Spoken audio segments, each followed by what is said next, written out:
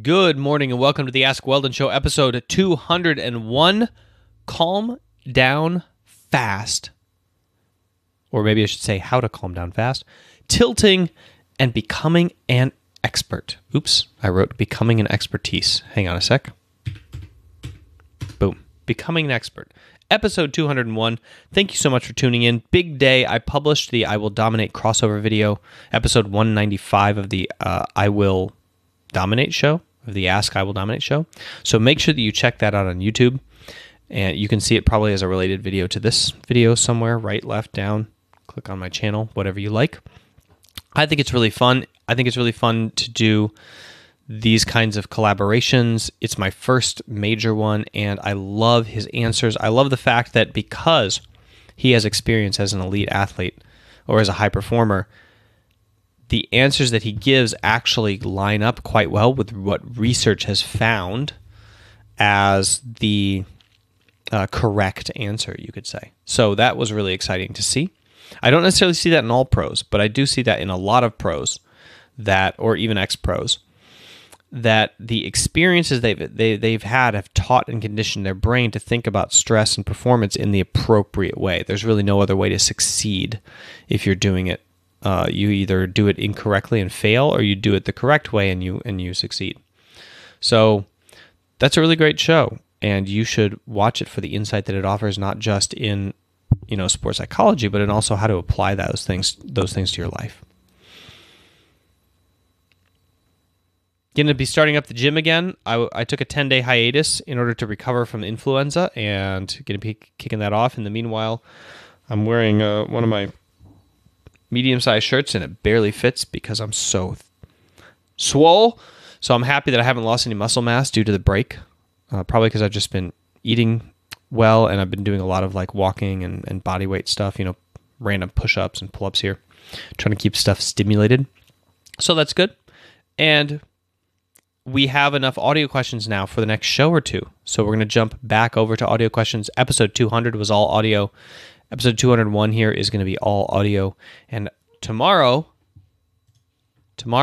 is also going to be all audio. Thank you so much for answering my call, for answering my cry for help, for putting in your questions into the arena, into the ring, and getting them answered by me. Appreciate the outreach. Appreciate the contribution that you make to the show. Okay. Why don't we jump into it?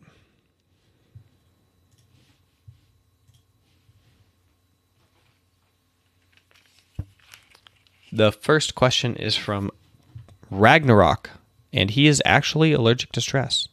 Let's see what he has to say.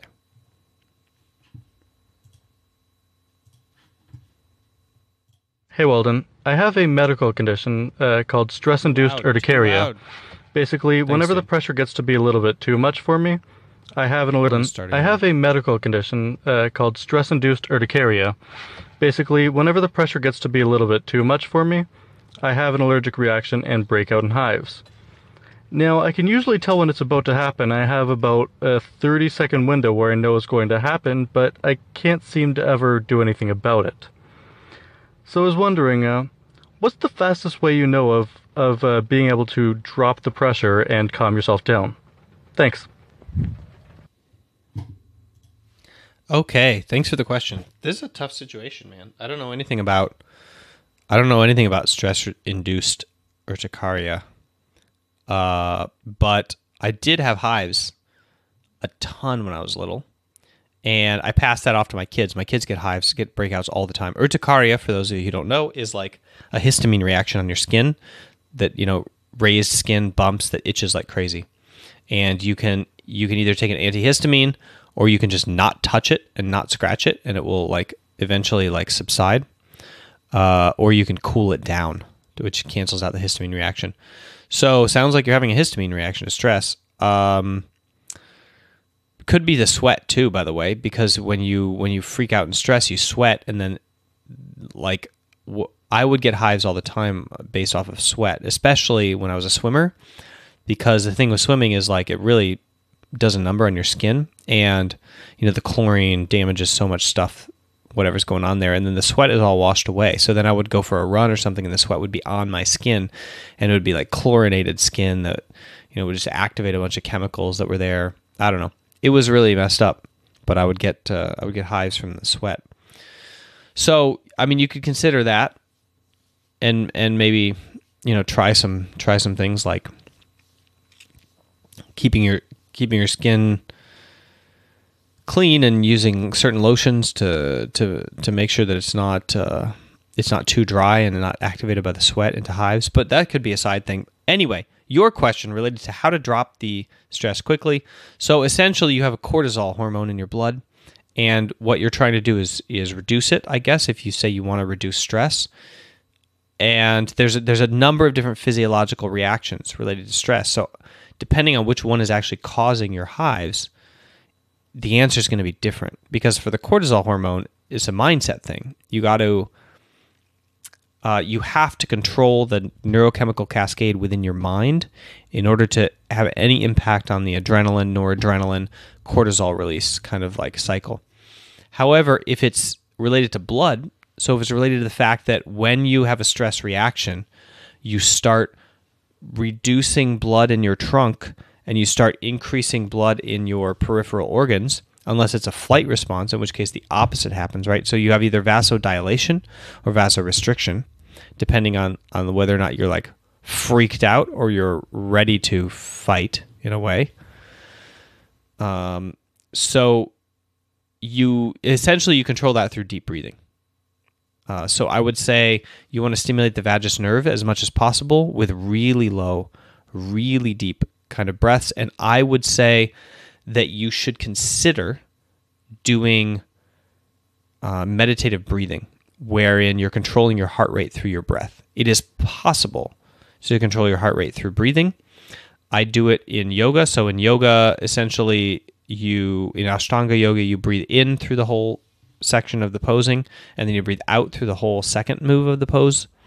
And it's a very steady kind of breath, and you have to control it through your pelvic floor and like the bottom lower part of your body. And what happens when you control your breath, so let's say you do 4 count in, 4 count out, is that you actually start to regulate your heart rate. You can actually lower your heart rate and not let it escalate. Even though you're doing a more intense aerobic exercise, you can have a lower heart rate than you should because you're controlling it through your breath. So if you get really good at that, one of the ways to train it is simply through doing it. Or you're walking. Anytime you find yourself doing some sort of activity or exercise that is making your breath shorter and more ragged, you would control it with a 4 count in, 4 count out, long and slow, maybe with a hold at the top. You can also just do it seated. So you can say like, okay, I want to reduce my heart rate even more. So you can do like 8 counts. The way that you do is you scale it up. You do 4 counts, hold for 2, 4 counts out, and then you do hold for 3, and then you do hold for 4. And the hold, by the way, is not a glottal stop where you're like closing it with your throat. You want to hold it with You want to hold it with the expansion of your body. So you inhale and you hold yourself open, and your throat is open. My throat is open right now. So if I let go, it would go out. I'm not bottling it up like putting a cap on it, like where I'm like holding it with my throat. Okay. So you hold open and then you release for the same amount of time.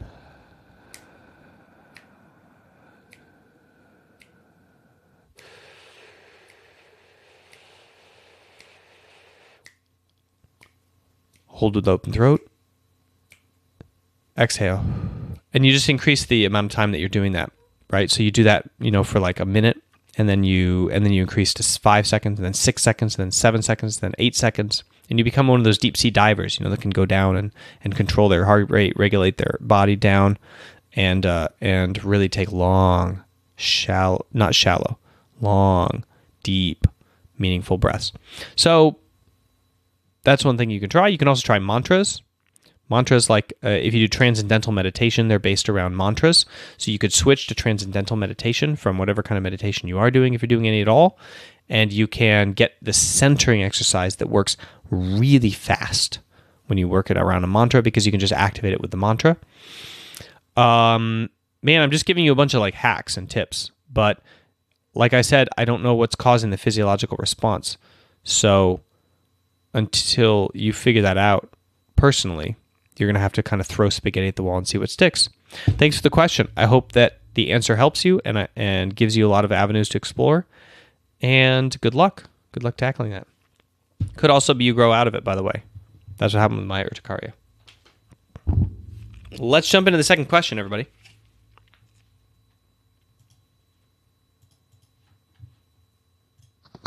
Hey, Weldon. So, in League of Legends, when I make mistakes, play bad, or feed, I tend to start to tilt. I am aware of it and accept that it happened, and I try to calm down and do what I can to win the game or at least play it out rationally. However, my bad decisions have already put pressure on me, and as deaths or misplays build up and people start to flame me, I'm no longer able to contain the tilt I was fighting to control. I just want to rage quit the game at that point, or flame my teammates back. How can I overcome the rush of emotion that comes from negative interactions and comments with and from my team, help them understand that I'm still trying and that it's just a bad game without returning the flame, while also trying to combat the tilt from my own poor play? Basically, to sum it up, how can I manage the multiple levels of tilt while also trying to help my team understand the situation that I'm going through? All right, really great question. So first of all, let's square something away here. You wanting to get your teammates to understand your mindset is kind of the same thing as lashing out at them.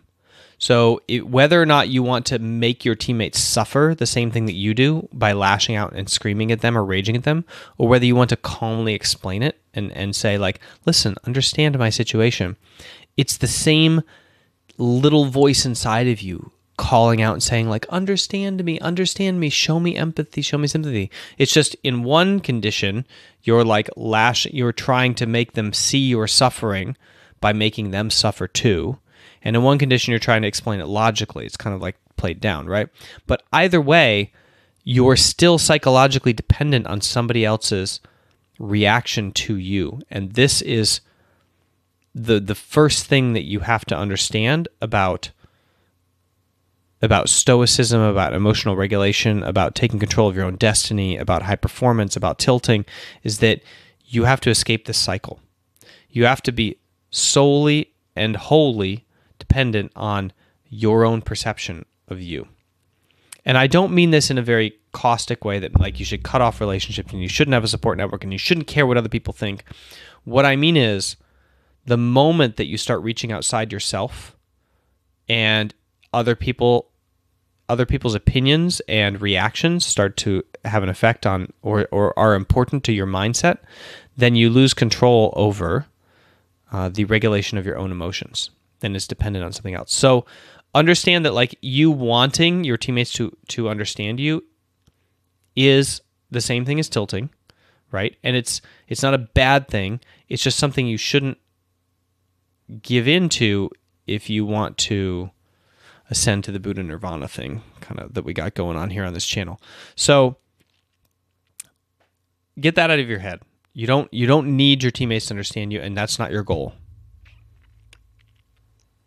What you're experiencing is more and more advanced levels of training, okay? So it starts off easy. You have the little tilt thing, you control it, great.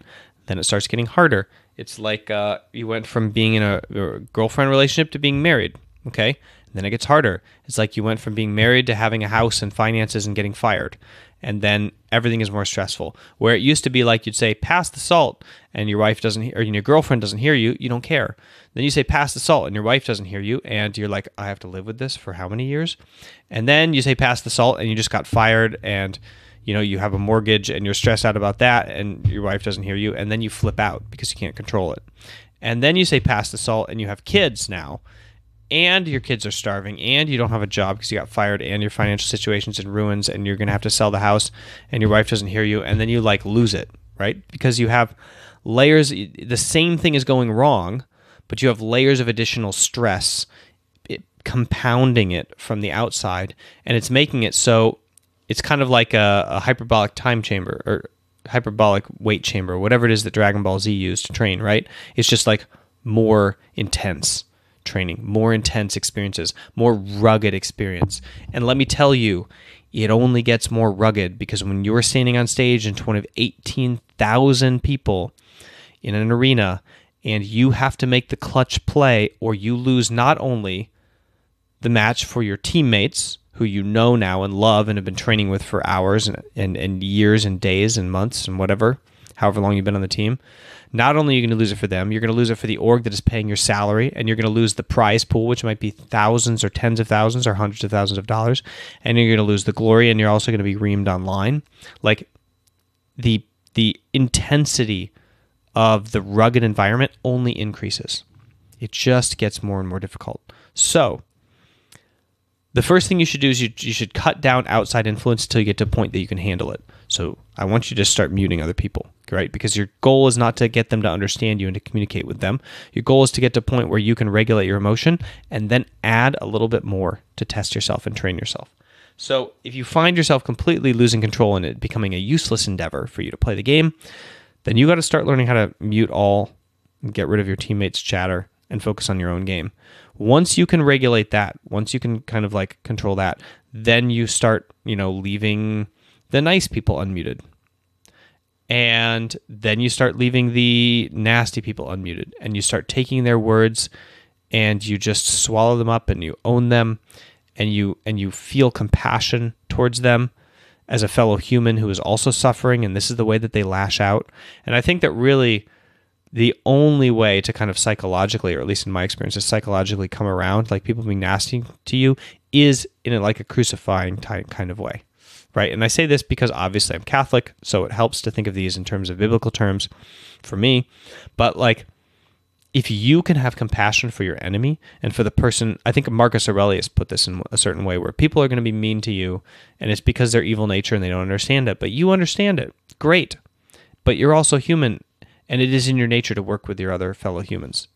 So you have to essentially accept the fact that you are, I don't want to say more enlightened, but you can hang on to that if you want. You can say, I'm just more enlightened than you, and I feel compassion for you, and I feel so bad for you that you're lashing out at me, that you have such pain in your life that you have to take it out on me in order to communicate what you feel intrinsically. And I understand that you feel that way because I hurt you, and I didn't mean to, but that is not important to you. And instead, you can just try to figure out what it is that is they're hurting in their life. Try to solve the problem for them instead of trying to solve the problem for you. That helps so much to orient your mind in that way to kind of take it to the next level. And gratefulness conditioning is a reset switch. So you can, anytime you're getting trapped into like a really negative spiral of kind of like building up higher stress in your mind, you need to reset it. You need to get out of that loop so that you can focus on productive behaviors. And one of the best, fastest tools for doing that is gratefulness conditioning. I've used it so many times to escape those little thought spirals that like building a castle of stress and unrelated anger and tilt and emotion in my head that is all like built on, layered on emotion that I'm inventing on top of like an original thin, small layer of initial emotion triggering. And so you got to stop that castle. And one of the best ways to do it, like I said, gratefulness conditioning. Start now, writing down 3 things that you're grateful for every single morning. And then when you're in that situation, just think of things you're grateful for, and it will help you like step back from the castle of self-hurt that you're building and from the castle of pain that you're trying to close yourself in on so that you feel better about yourself. And it will just let you kind of start looking at the other person as a human and addressing him or her instead of yourself. Okay, thanks for the fascinating and wonderful question. There were 100 things to cover in there, and I touched lightly on all of them. I didn't, unfortunately, dig through every single thing I was talking about in depth because there were just so many things that we needed to talk about. So if you recognize some of those themes from other shows, great. If you want more insight into a particular thing that I mentioned, please call back in and ask for clarification, and we'll get to it in a future show. You can even reference this question. That's fine too. I can pull it back up. All right. Last question of the show before we jump in. I want to promote my MAC program. This is my online video training program called Mindfulness, Acceptance, Commitment. Although that name is going away with the new app once the new app is ready. But it's really simple. it's a series of 47 online videos, and every single video has a seated meditation training that scales in difficulty from 0 all the way up to 50, basically. I'll just round up 47 videos to 50 for ease of use, or for ease of statement talking. And then it's a lecture, like a mini TED Talk, only it's a structured learning exercise that goes through 7 different modules, 7 days each, right? So we're talking like 49-ish, 7 weeks or 49 days, essentially, to work through the program. And you go through the concepts of mindfulness, acceptance, commitment in kind of like a layered type way, where you hit at them lightly and then you experience them in your life. And then we go deeper and we talk about more complex ways of understanding them. And we talk about cognitive diffusion, in week 3. And then we just get more and more into the experience of what it feels like to what Cabe was saying here, to be aware of the emotions that are driving you, to accept them, and then to commit yourself to behaviors that are productive instead of self-serving your emotions. So how do you serve your values instead of your emotions? How do you act towards what you want to be and who you want to be instead of who you are driven to be by what is the chemical cocktail that's occurring inside of you? That, by the way, will probably go away in like 35 minutes, and then you'll be like, why was I that person? Why was I serving this temporary structure inside my brain of chemicals? The reason, of course, is evolution, right? But why do we have to stop there? Why do we have to stop with what the world, evolved us to be in terms of a monkey trying to survive in a jungle? Why don't we take it as a human to the next level and say, like, how far can I push the regulation of myself towards glory and towards being like a high achieving, compassionate human being who not only does the things that I want to do to create success in life, but also does it in a way that like influences and impacts other people in a good way, so that you can make the world into a place where we could have complete anarchy and still everything would be fine. Right? Because that's the real goal. If we really trust each other and are able to be compassionate to each other at a fundamental level, if we all went to like Buddha land, right? Then we could do away with governments and banks and these things that mediate all of the issues of society. And we'd have a wonderful, like, local kind of happy life. We're not going to get there. Trust me. Humans are pretty horrible creatures, right? But that doesn't mean we can't aspire to. That doesn't mean it's not beautiful to try. All right. Anyway, that's the Mac program. Make sure that you use the code AskWeldon. That is AskWeldon, my name, in order to get your $5 discount. That is to signify that you come from YouTube. So that's like the tracking code, essentially, that I know that you come from there instead of the podcast or Twitch or somewhere else. Actually, this is for Twitch too. So Ask Weldon on Twitch. Let's jump into the final question, everybody. And this one is from Sean about a book called The Art of Learning by Josh Waitzkin. Hi, Weldon. I'm Sean, and I had a question regarding the methods of learning and not really training. And what I mean by this, to give an example, in Josh Waitzkin's book, The Art of Learning, he mentions a method called numbers to leave numbers. And I was really fascinated by this, method that he outlines, but he doesn't really go into a whole lot of detail about it. However, what I gathered from it was that you basically go into the minute detail of a particular skill, study each individual point in there as much as you can, then zoom back out, and now you have this kind of unconscious skill. So, is there any other methods of learning? What is the best method? And do we, scientifically, do we know the best method? So, thanks. Have a good show. All right. So what you're talking about here actually is the development of expertise. And there's a whole field of, oopsies, let me change the shot. There's a whole field of research related to understanding how the brain develops expertise research, both at the psychological, so the software level, and at the neurological, so that the biological level of what is going on in the brain. And so, yes, there are a bajillion scientific answers that understand this. So, for example, let's talk about the expertise of developing a language. When you're developing your mother tongue, what you're doing is your brain is listening and listening and listening, and eventually you hear enough sounds to create a proper distribution of appropriate sounds for the tongues that you're going to be hearing in your kind of like everyday life from other human beings. And then your brain kills off the neurons needed to understand the other sounds. So through brain death, you're essentially winnowing out your language, little language. What is it called? What is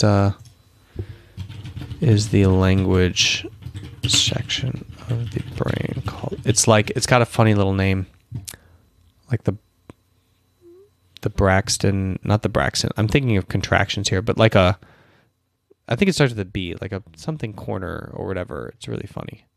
The Broca's area, that's it. Broca's area. Ha! An important part of language formulation, even if someone has the motor ability to form the sounds necessary for words, Broca's area is necessary to form and express language. And then they have Wernicke's area and the angular gyrus and the insular cortex. So anyway, within these regions of the brain, there's a wonderful researcher by the name of, University of Washington.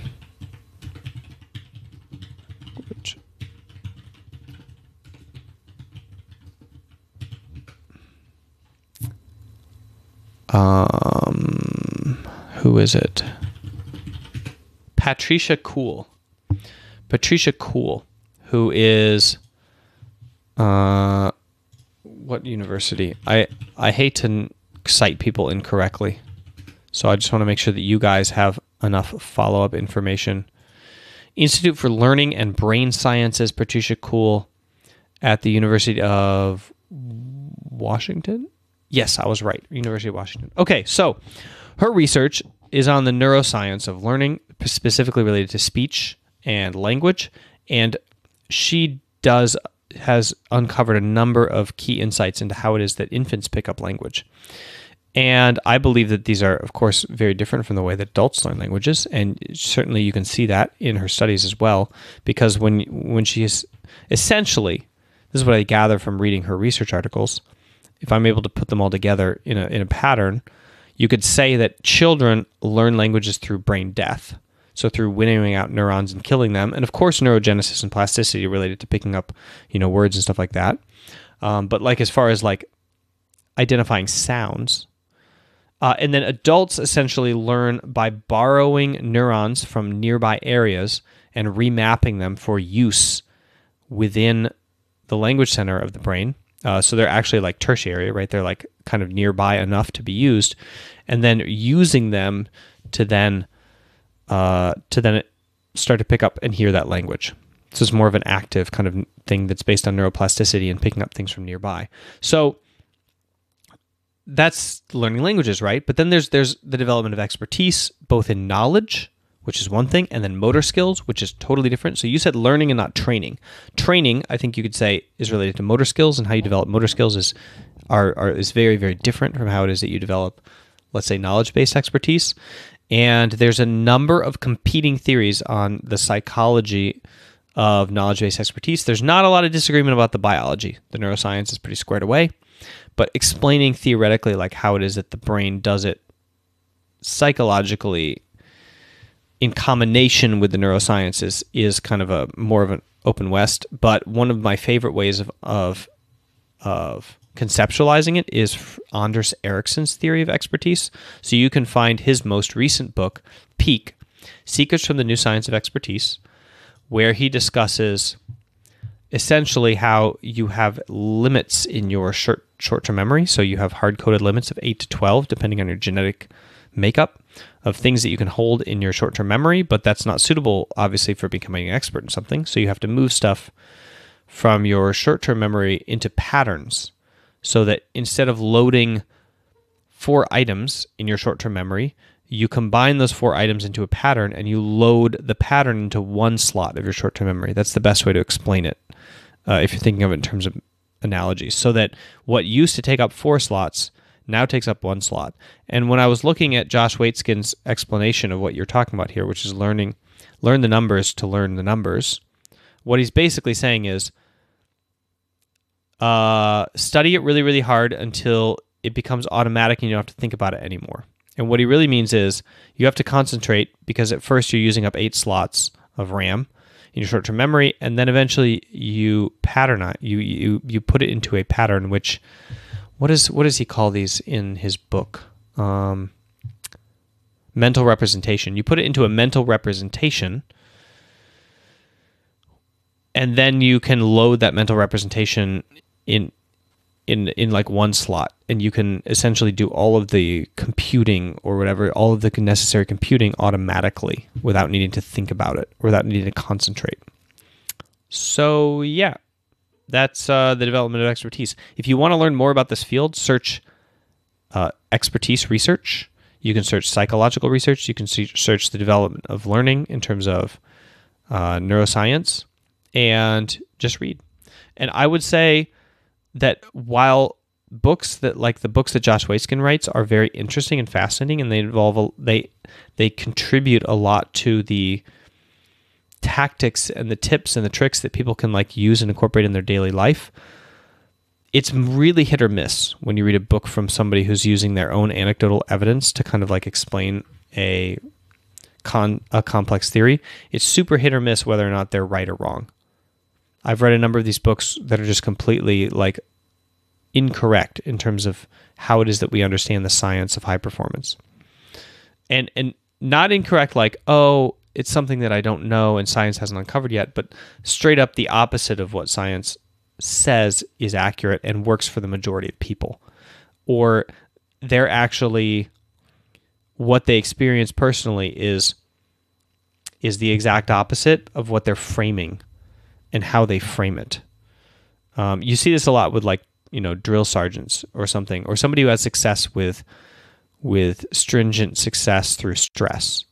And they think that, stress-induced learning and stress-induced change in performance is a thing. So if I increase the stress, it's even more, without realizing that, yes, this is of course a thing, but there is such a thing as eustress, which is where you're living in this zone of stress that is optimal for learning. And then there's such a thing as too much stress, where your brain starts to become very self-judgmental and shuts off learning. And so you're actually inhibiting learning. And so when you want to bring a bunch of people in your squad through, stress-based learning, there is such a thing as overdoing it. And the idea of winnowing people out by, well, anyway, so that's a whole political thing I won't get into. But yes, you're correct.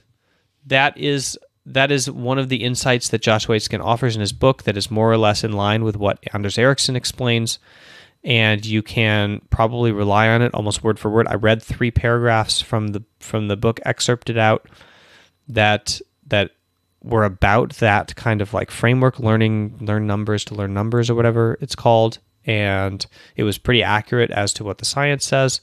But like I said, there's major competing theories in the psychology of the development of expertise.